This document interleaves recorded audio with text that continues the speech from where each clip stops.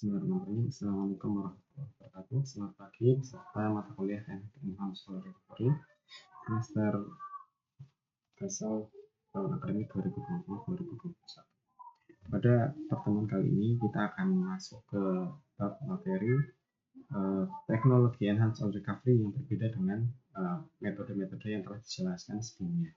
Pada kali ini kita akan menjelaskan teknologi enhanced oil recovery yang terkait dengan penggunaan zat panas, ya, pengantar panas untuk meningkatkan displacement efficiency dari untuk meningkatkan recovery efisiensi dari suatu lapangan minyak. Nanti akan kita jelaskan beberapa jenis metode yang telah digunakan baik mulai dari skala lab sampai yang penerapan full scale yang telah diaplikasikan di industri perminyakan. Jadi metode thermal injection ini untuk meningkatkan recovery minyak menggunakan enhanced oil recovery ini merupakan salah satu metode yang memiliki tingkat kesuksesan yang cukup besar, karena ada salah satu lapangannya yang telah menerapkan metode enhanced oil recovery ini secara full scale. Yang ada di negara kita adalah lapangan minyak Duri yang terdapat di Sumatera. Di sana menerapkan full scale steam flooding dan telah berhasil meningkatkan recovery minyak secara sukses. Nanti akan kita jelaskan satu persatu. Nah, intinya metode thermal injection ini adalah satu metode yang digunakan dengan cara memasukkan energi panas ke dalam reservoir minyak.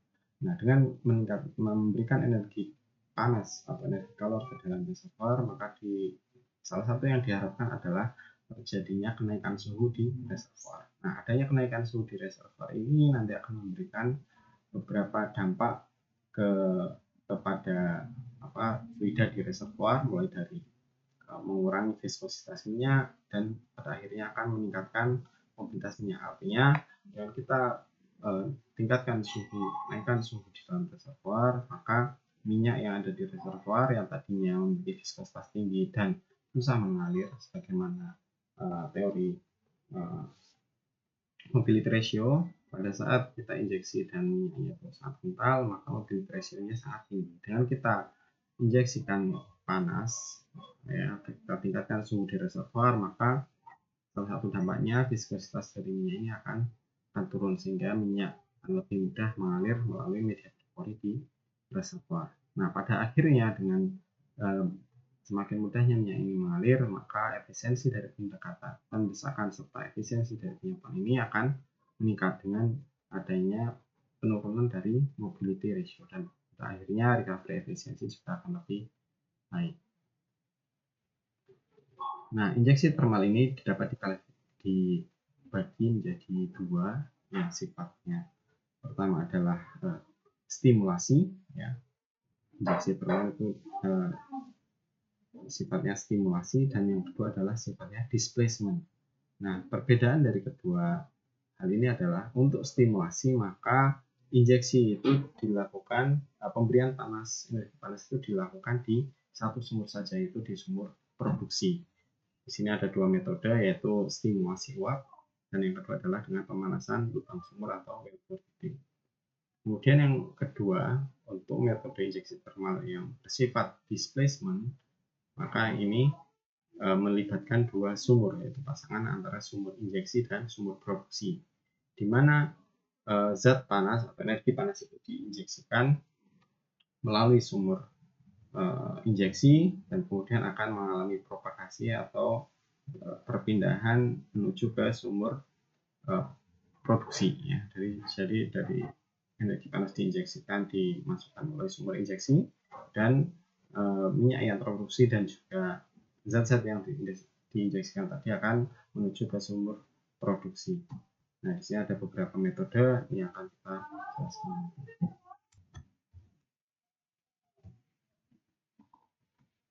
Oke, masuk ke bagian pertama, yaitu stimulasi uap. Nah, pada nama lain dari steam stimulation ini adalah bisa disebut steam soaking proses, ya, atau steam itu seakan-akan direndam.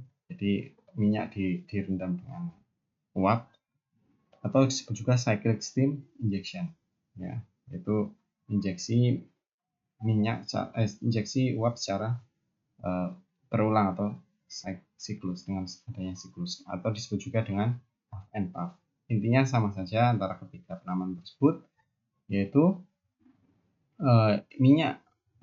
sumur minyak itu diinjeksikan dengan uap dengan satu periode tertentu atau periode injection.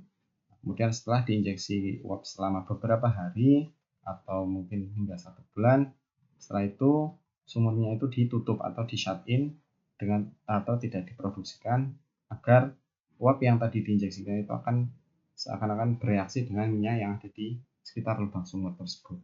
Nah, setelah beberapa periode waktu tertentu, periode soaking tadi itu, maka kemudian sumur dibuka lagi untuk diproduksikan. Pada saat diproduksi ini, maka minyak yang tadi sudah dipanaskan itu akan memiliki viskositas yang lebih rendah sehingga akan lebih mudah mengalir. Efeknya biasanya pada saat awal dibuka kembali, maka produksi minyak itu akan cukup besar. Namun dengan berjalannya waktu akan mengalami decline atau penurunan produksi dan sampai ke tahap economic limit, dan setelah itu proses tadi injeksi, kemudian soaking dan produksi itu dilakukan diulangi lagi atau dilakukan secara berulang-ulang sehingga disebut sebagai cyclic.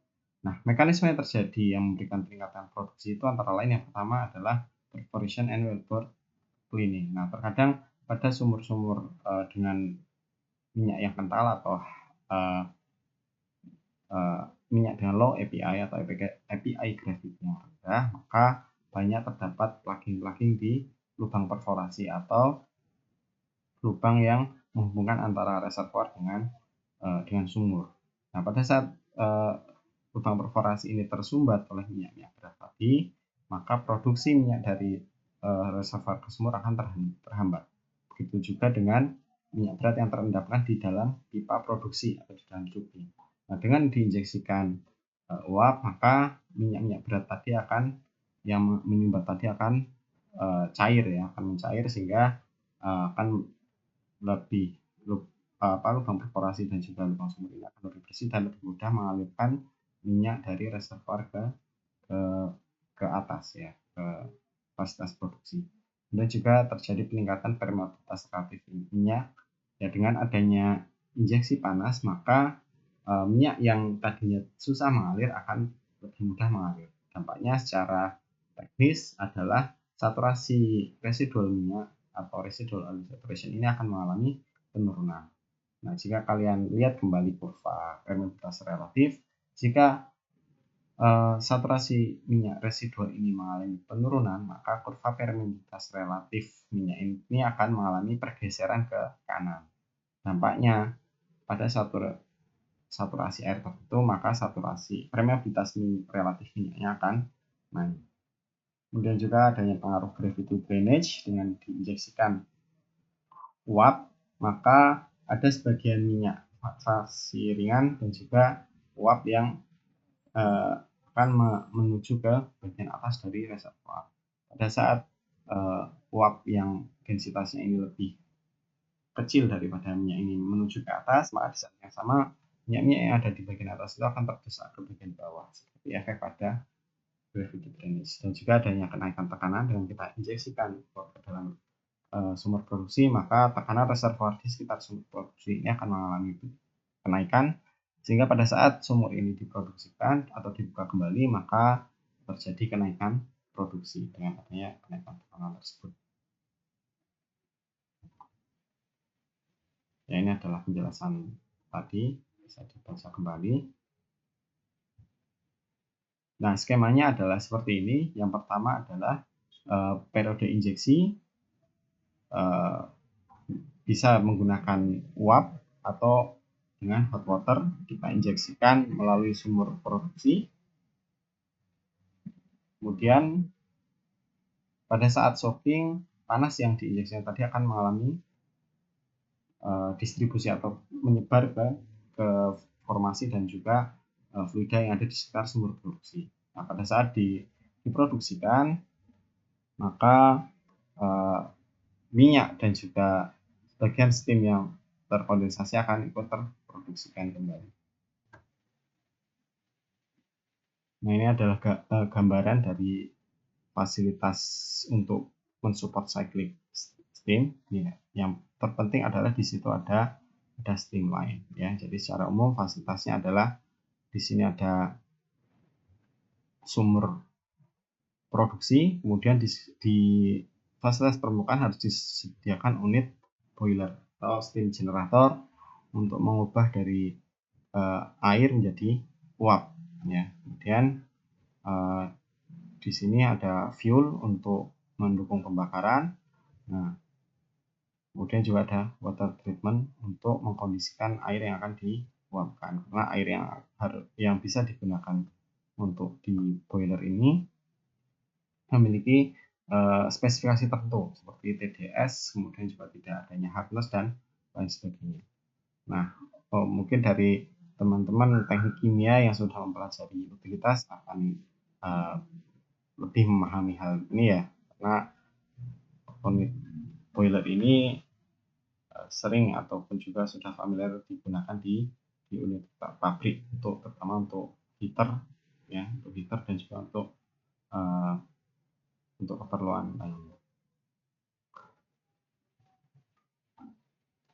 Oke, kemudian metode simulasi yang kedua adalah well bore heating. Nah, perbedaan well bore heating dengan steam tadi adalah menggunakan menggunakan elektrik atau dengan pembakaran gas di bawah lubang bor. Ini adalah merupakan metode simulasi yang sudah cukup tua digunakan.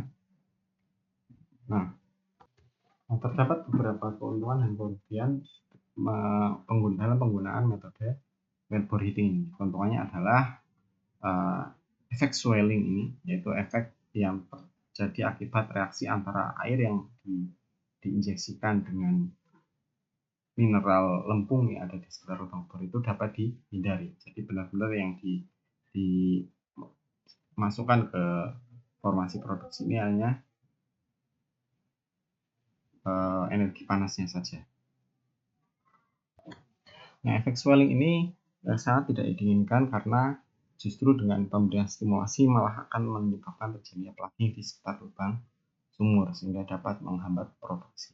Kemudian juga tidak diperlukan adanya treatment air seperti pada stimulasi steam. Seperti tadi kita lihat untuk stimulasi steam maka perlu ada steam generator ataupun juga boiler dan juga line steamnya. Kemudian juga kehilangan panas di permukaan dapat dihindari. Seperti kita ketahui jika ada fasilitas line steam dan juga ada steam generator, karena seperti kita ketahui steam generator ini tentu tidak bisa benar-benar dekat dengan sumur kecuali untuk yang portable. Nah, tentu dengan adanya jarak dari steam generator ke sumur maka akan terjadi kehilangan panas di permukaan jika steam line ini tidak diberikan insulasi. Selain itu juga dengan adanya sumur yang berada sekian ratus meter di bawah tanah, tentu ada juga kehilangan panas dari permukaan ke formasi. Nah, ini akan menyebabkan penurunan efisiensi dari stimulasi panas. Namun kerugian dari penggunaan metode well bore heating tadi, yaitu dengan elektrik ataupun juga dengan pembakaran gas, adalah laju panas yang dihasilkan itu dibatasi oleh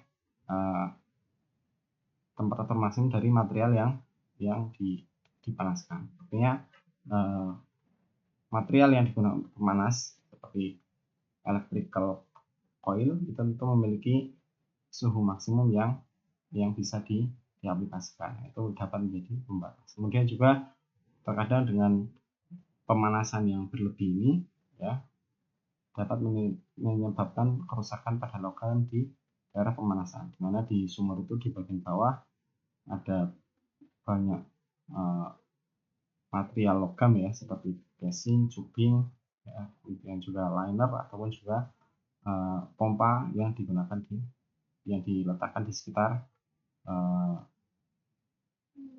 formasi produksi. Kemudian juga panas yang berlebihan ini dapat menyebabkan terjadinya cooking atau timbulnya endapan-endapan yang dihasilkan oleh proses pemanasan dari minyak yang ada di sekitar lubang bor tersebut. Nah, dengan adanya coking ini atau rak ini malah akan jadi menyebabkan menghambat perpindahan panas dari pemanas ke fluida. Nah, ini justru akan menurunkan efisiensi pemanasan. Kemudian juga selanjutnya adalah masuk ke metode yang sifatnya displacement process. Jadi kalau tadi kita untuk stimulasi itu sifatnya adalah dilakukan in situ di sumur produksi, maka untuk metode displacement ini adalah kita memerlukan adanya sumur injeksi dan sumur produksi. Nah, metode yang pertama adalah hot water injection. Jadi sebelum air itu diinjeksikan ke reservoir seperti pada proses water flooding, maka air tersebut dipanaskan terlebih dahulu, ya, tetapi belum sampai ke suhu titik didihnya atau kurang dari 100 derajat Celcius. Ya, dipanaskan tapi lebih tinggi dari temperatur reservoir mula-mula. Jadi misalkan temperatur reservoirnya itu di 40 derajat Celcius, maka air ini dipanaskan misalkan hingga suhu 70 atau 80 derajat Celcius.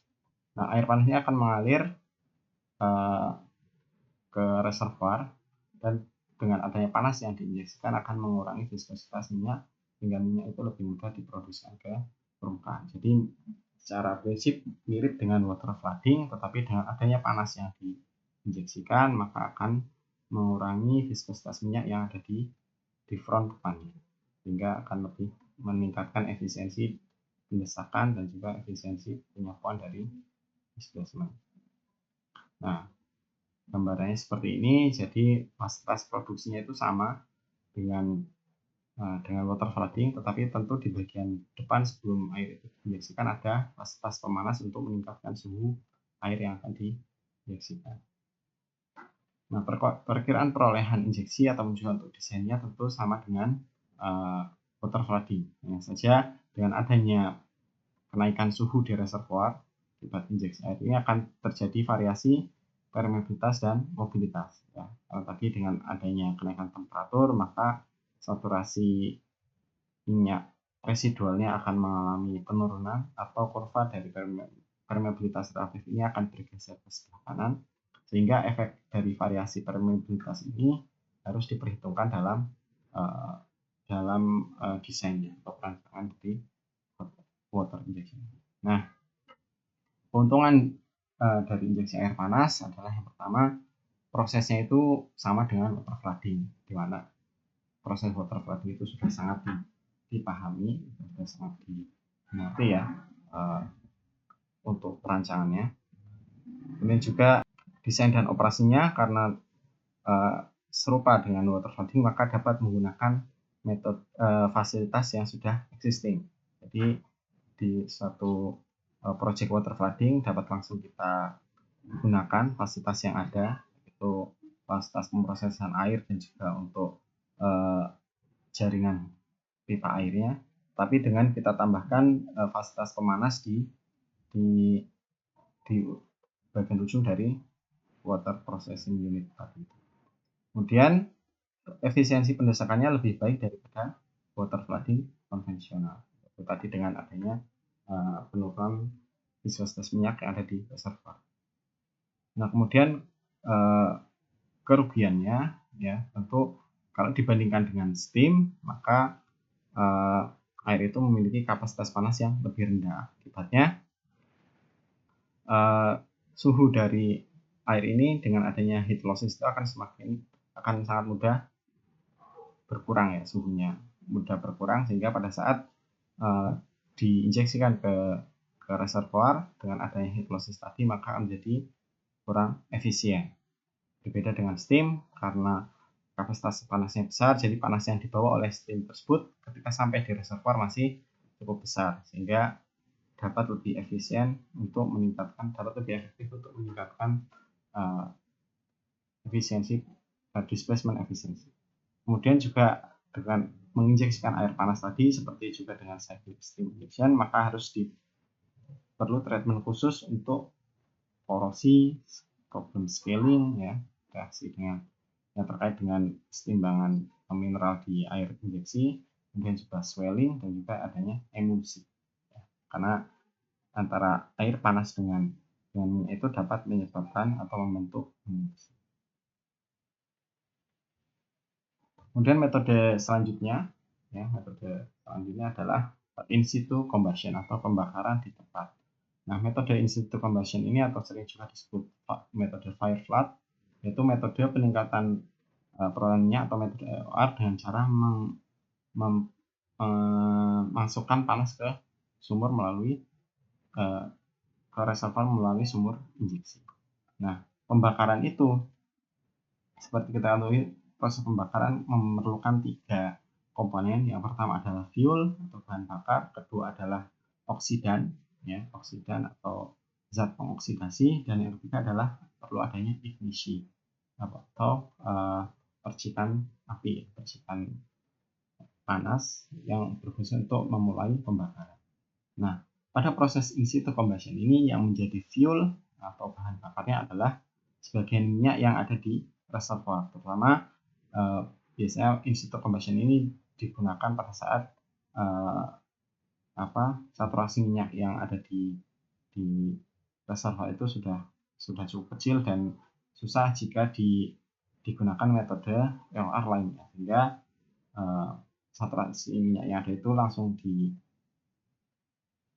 dibakar lah ya, istilahnya di reservoir itu dibakar, dan panas yang dihasilkan dari proses pembakaran tadi ini akan berfungsi untuk meningkatkan viskositas, menurunkan viskositas dari minyak-minyak yang ada di sekitarnya. Jadi yang dibakar adalah sebagian saja, tidak semua minyak di reservoir itu dibakar. Itu kalau seperti itu tidak ada minyak yang terproduksi ke permukaan. Kemudian yang berperan sebagai oksidan atau zat pengoksidasi adalah bisa udara. Ya, udara diinjeksikan ke dalam reservoir yang berfungsi untuk menjadi oksidan. Kemudian diisinya dengan metode pembakaran di ujung di bagian bawah sumur, bisa melalui sumur produksi atau melalui sumur injeksi, tergantung dari metode in situ combustion yang digunakan. Ada beberapa metode in situ combustion. Yang pertama adalah forward combustion, ya. Yang kedua adalah reverse combustion. Pada forward combustion, maka front ataupun zona pembakaran itu zona minyak reservoir yang terbakar itu akan bergerak bersamaan dengan injeksi air yang dimasukkan ke dalam reservoir. Jadi air yang berfungsi untuk menjadi oksidan itu diinjeksikan dari sumur injeksi, kemudian setelah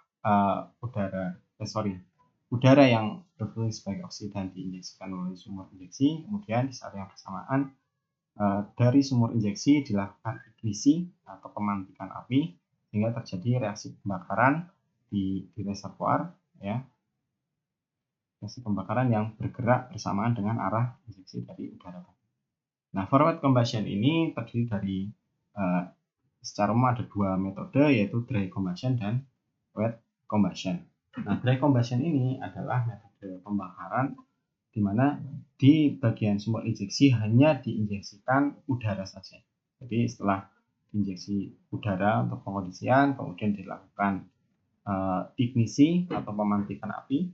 Setelah terjadi zona pembakaran, maka setelah itu diikuti oleh injeksi udara untuk mensuplai oksidan di dalam reservoir, sehingga pembakaran itu dapat sustain atau dapat dipertahankan.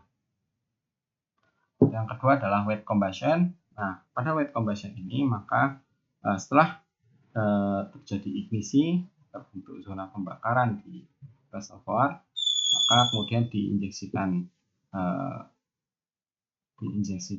udara untuk sustainability dari zona pembakaran tadi. Kemudian setelah itu diinjeksikan air untuk berfungsi untuk mendorong dan juga untuk merecover panas yang sudah terproduksi. Ya, wet combustion ini disebut juga dengan combination of forward combustion and water flood, karena di situ ada efek dari injeksi air yang berfungsi untuk menyapu oil tank seperti pada water flood. Kemudian yang reverse combustion ini adalah metode in situ combustion, di mana ignisi itu dilakukan dari bagian sumur produksi, sehingga front atau zona pembakaran itu bergerak dari sumur produksi ke sumur injeksi.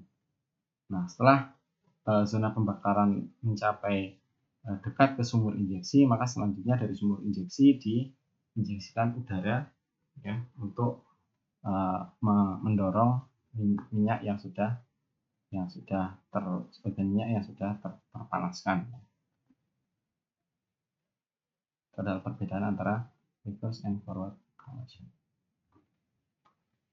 Nah, tadi seperti dijelaskan tadi, ini adalah penjelasannya. Nah, di dalam forward combustion akan terbentuk ya dari sumur produksi ini ada front ya, front pembakaran atau zona di mana terjadi proses pembakaran. Ya. Jadi proses pembakaran pada zona pembakaran tadi akan memiliki suhu yang sangat tinggi hingga mencapai lebih dari 1000 derajat Celcius. Nah, di sekitar zona pembakaran tadi akan timbul beberapa zona lain ya pada front pembakaran di bagian depannya dengan adanya perpindahan panas baik secara konduksi dan konveksi dari udara yang terbakar ini, maka air-air yang ada di formasi ya yang ada di reservoir, nah di situ adalah air yang biasanya sisa dari water flooding atau dari aquifer, maka air tadi akan teruapkan membentuk steam. Nah, pada zona steam ini suhunya akan konstan karena panas yang tadi dipindahkan dari zona pembakaran itu hanya untuk meningkatkan untuk diserap sebagai panas laten untuk menjadi steam dari air itu menjadi steam sehingga suhunya konstan. Kemudian semakin jauh dari zona pembakaran tadi, pada saat panas yang dihasilkan itu tidak mampu lagi menghasilkan steam, maka yang timbul adalah air yang ada di bagian depan ini akan mengalami akan dipanaskan oleh panas yang dihasilkan tadi, sehingga terjadi penurunan suhu dari air yang ada di bagian depan steam dan sampai ke suhu reservoir mula-mula. Nah, sedangkan di bagian belakang dari zona pembakaran tadi, maka di sini adalah zona dengan suhu tinggi tetapi mengalami penurunan suhu ya karena di sini disuplai dengan udara, dan di sini merupakan di bagian burn zone ini adalah panas yang dihasilkan dari sisa-sisa pembakaran tadi. Nah, ini adalah tipikal dari zona untuk forward combustion. Nah, tipikal dari karakteristik dari dry combustion ini adalah injeksi yang dilakukan itu adalah berupa udara kering yang tidak mengandung air. Nah, kemudian udara ini bercampur dengan fuel yang ada di reservoir atau sebagian minyak yang ada di reservoir, dan kemudian mengalami pembakaran hingga suhu tertentu.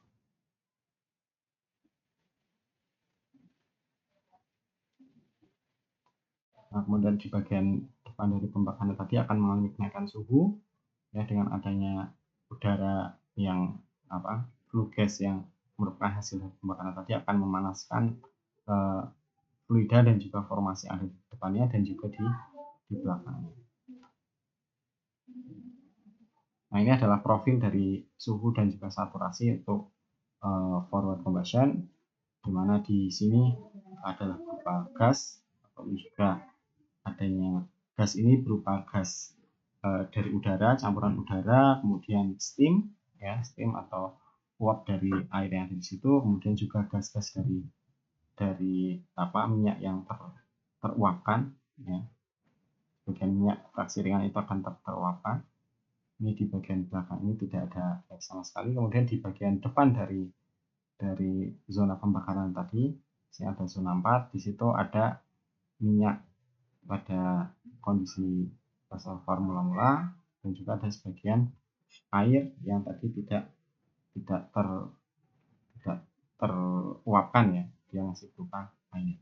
Dan di bagian depannya ada sebagian air yang teruapkan. Kemudian di zona pembakaran karena suhu yang sangat tinggi, maka sebagian minyak yang terbakar tadi akan membentuk coke atau terjadi coking, ya, membentuk kerak minyak dengan adanya suhu yang sangat tinggi. Nah, ini kira-kira faktornya.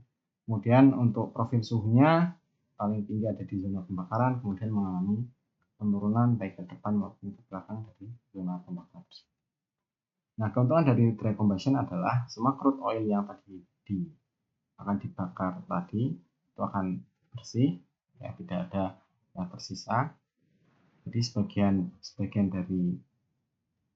dari minyak yang ada di belakang front pembakaran itu tadi telah dibakar, dan panas yang dihasilkan akan dipindahkan atau ditransfer ke bagian depan untuk menurunkan viskositas minyak yang tersisa. Namun ada beberapa kerugian dari combustion. Yang pertama adalah ketika minyak yang tadi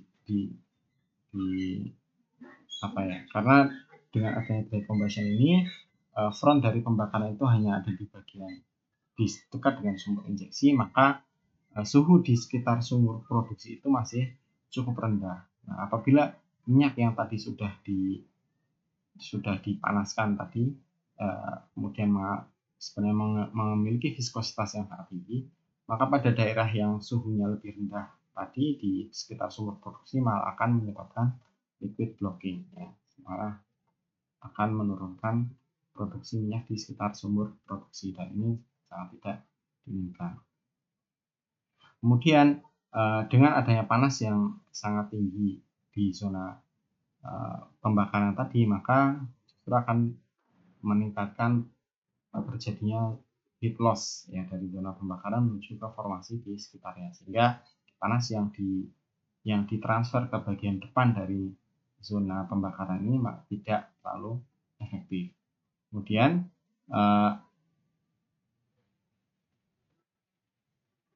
pembakaran yang tadi menggunakan oksidan dari udara tadi akan menyebabkan di bagian depan dari front pembakaran ini, karena semakin jauh dari sumur injeksi, maka kadar oksigennya akan mengalami penurunan, ya, sehingga pembakaran di bagian depan akan menjadi tidak efisien dan akhirnya zona pembakaran ini akan padam.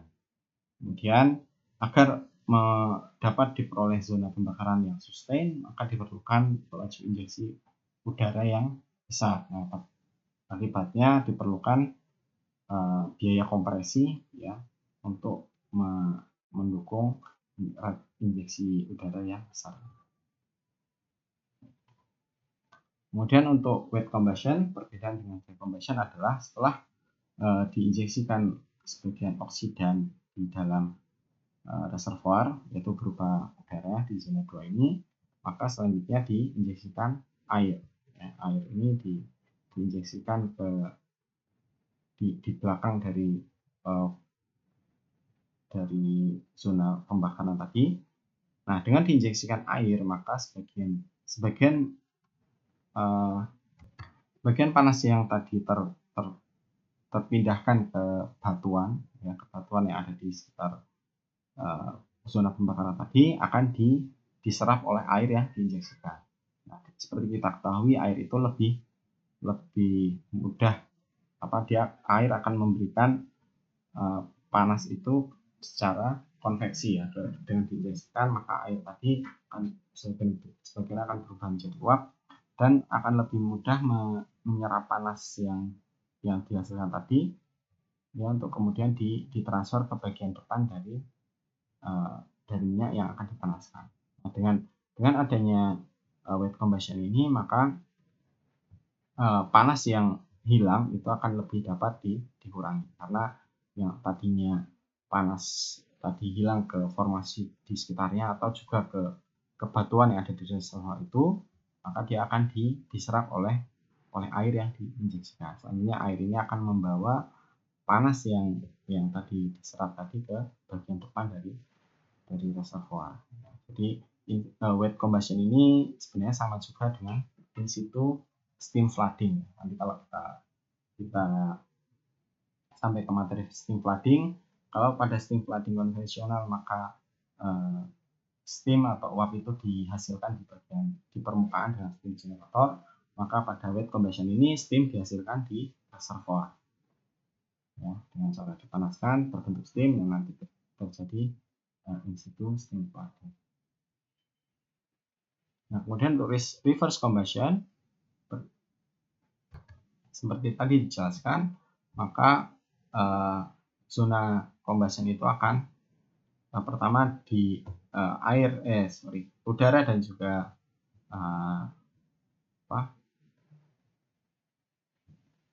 udara sebagai oksidan dan juga ignisi itu dilakukan dari sumur produksi. Kemudian terjadi pembakaran sampai beberapa jarak dari sumur injeksi, ya, kemudian baru diinjeksikan air dari sebelah sumur injeksi untuk mensuplai oksidan di combustion zone. Nah, kemudian nanti akan pembakaran akan bergerak ke sumur injeksi. Pada saat yang sama injeksi udara ini akan mendorong minyak yang ada di bagian yang suhunya dingin ini untuk bergerak menuju ke sumur produksi. Nah, keuntungan dari reverse combustion ini adalah tadi problem dari oil blocking di bagian sekitar sumur produksi seperti yang ditemui pada dry combustion itu dapat diselesaikan, ya. Dapat diselesaikan sehingga dengan problem produksi tadi dapat diatasi lah, ya, dengan reverse combustion.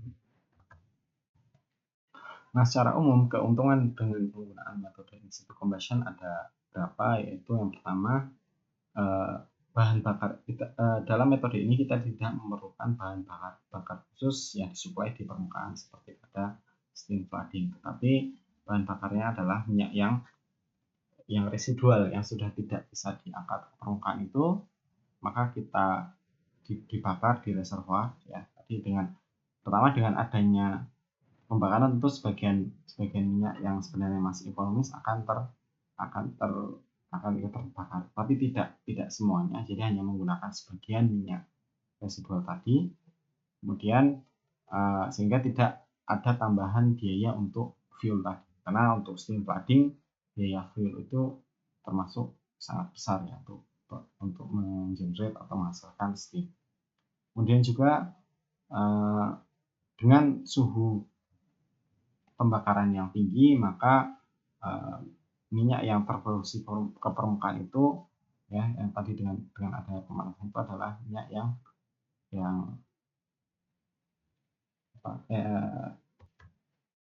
yang dihasilkan itu lebih baik karena tadi ada sebagian fraksi ringan yang teruapkan kemudian terproduksi ke permukaan, ya.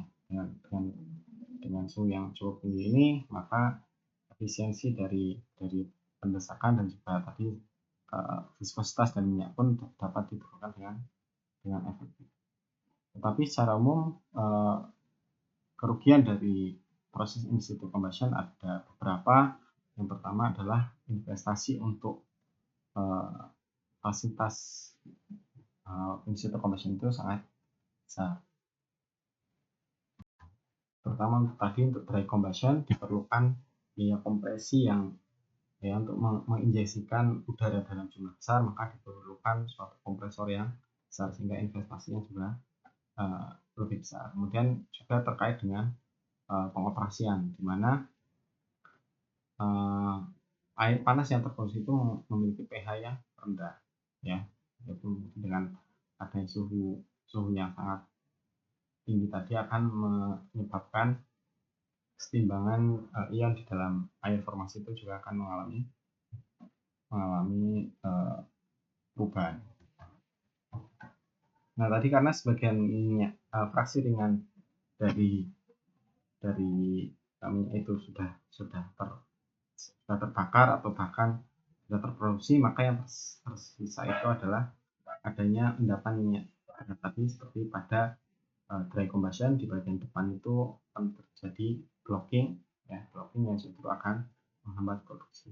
Dan juga dengan adanya suhu pembakaran yang tinggi, maka ada sebagian flue gas atau gas-gas sisa pembakaran itu yang ikut terproduksi ke permukaan, terutama pada proses pembakaran yang tidak sempurna dengan jumlah oksidan yang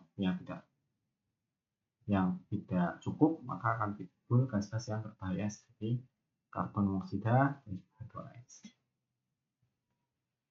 Oke, sekian, terima kasih penjelasan untuk materi thermal injection yang bagian pertama. Untuk selanjutnya nanti akan kita jelaskan khusus untuk metode steam flooding, di mana metode ini sudah cukup memberikan sukses yang baik seperti di steam flooding. Sekian penjelasan dari saya, semoga bermanfaat.